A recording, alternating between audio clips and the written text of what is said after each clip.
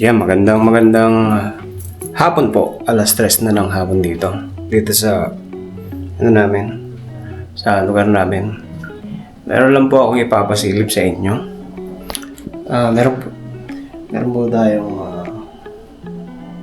umalis or nag-move out or nag-escape, hindi ko alam. Basta pinapalit lang sa akin yung susi na to kasi last day kanina nung nakatira dito. So tignan nyo po yung ginawa niya, no? Kung paano niya binaboy yung unit. Grabe.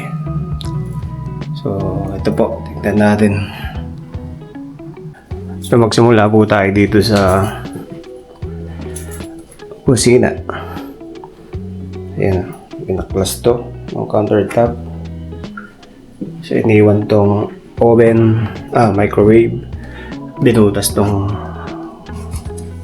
cabinet. Ayan. So okay naman yung mga appliances kasi mga bago yan. Hindi naman nasira. So ito lang, no? Yung isa lang. Tapos yung pinto. Yan. Sinira din. Nasira din tong pinto na isa dito. Buksan natin ilaw. Ayan. Baklas. Ito pa.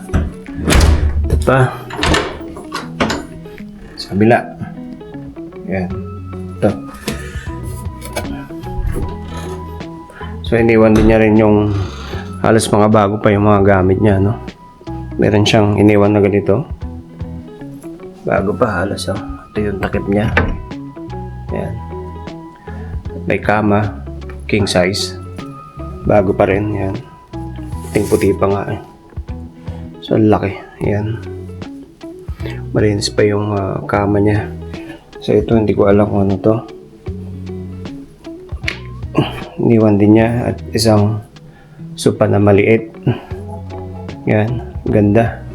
Bago pa. Halos, meron lang siyang sira dito. Yan.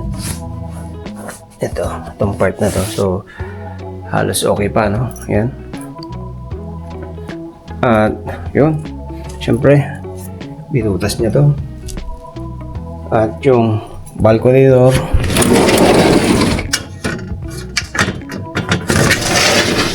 yan, butas. Binutas niya. Aray ko. Masugat pa tayo. So mahal po ng ito pong papalit ng isang salamin na to, isang balcony door na yan. Nasa $500 na po yan ng Canadian dollars. Sa isang piraso pa lang po, no? So medyo malaking magagastos na itong papagawa na ito. So kami din po yung magagawa dito, no? Ako yung maglilinis, ako yung magpipintura at yung technician mag-aayos ng mga sira na yan. So ito yung frame ng or yung kama ng yung king size na yan. Tapos may bandang papuntang CR naman. Yung syempre hindi rin nawawala ulit yung baklas din, no? Sigurado. Pinagsisi pa yata. Walang ilaw dito. So halos ng mga pinto sira. Yan. Ito. Butas. Ito yung mirror. Binasag din. So mahirap gawin to, no? May size pa kasi yan. So yun lang. Sa may bedroom naman, lang to, single bedroom lang to. So butas din. Ayan. Pinagsusuntok siguro. Ayan. Ito pa. At ito rin. So halos, no? Sira lahat ng pinto. Ayan. Pinagwawasak. Ayan. Kita na yung kaluluwa. Ayan, baklas. Ayan, kung makikita nyo. Ayan. At eto, sira din tong isang salamin nito, pero bago siya umalis, ginawa ng technician to. Pinalitan ng bago. No? Mahal din yan, nasa 100 siguro yan. Yung isang maliit na yan, isang piraso.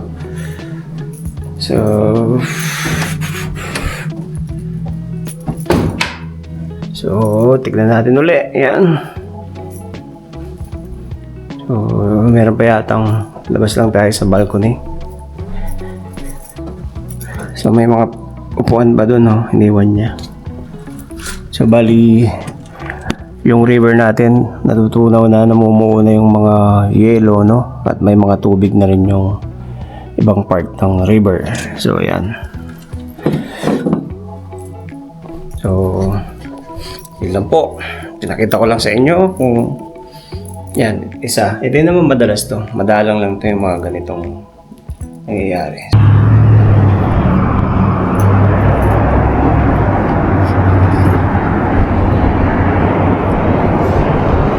Yan o, natunaw na yung natunaw na yung yelo.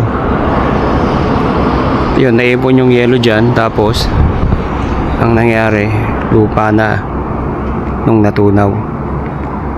Kasi nakatira sa amin yan, dito sa building.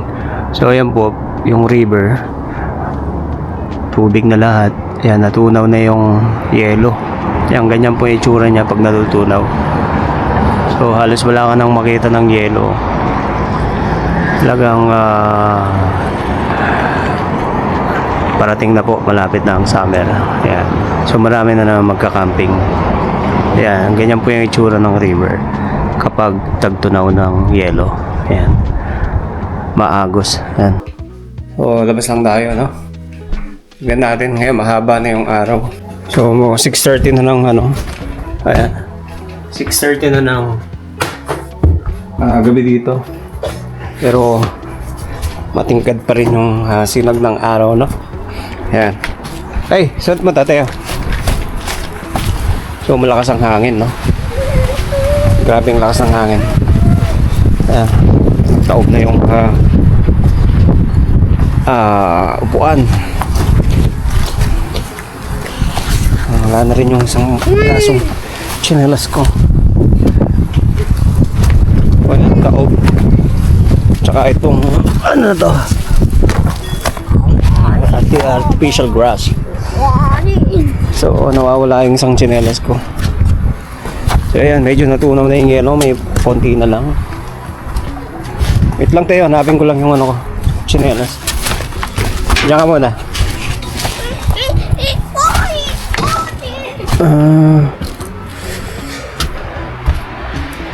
Nilipad ni ata yung tsinelas ko.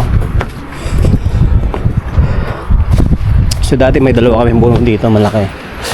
Naputol namin.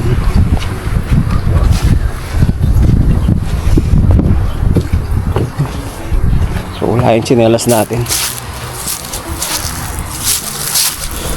Yan, may yelo pa rin banda dito. Yan yung kapitbahay namin, nagpabakod. Pabakod ng bakal. Ayun. Ako, nagbukas yung dito. Lumipad. Sisira yung bakod. Yeah.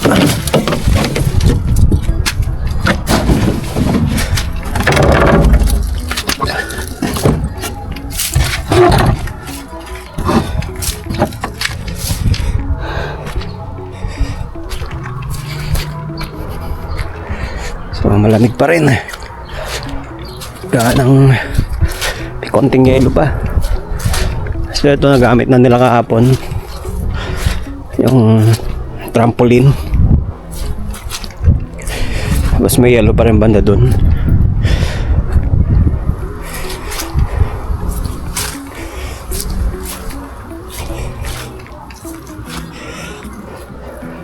Ito yung sauna pinatanggal namin. Ginawa namin kusina.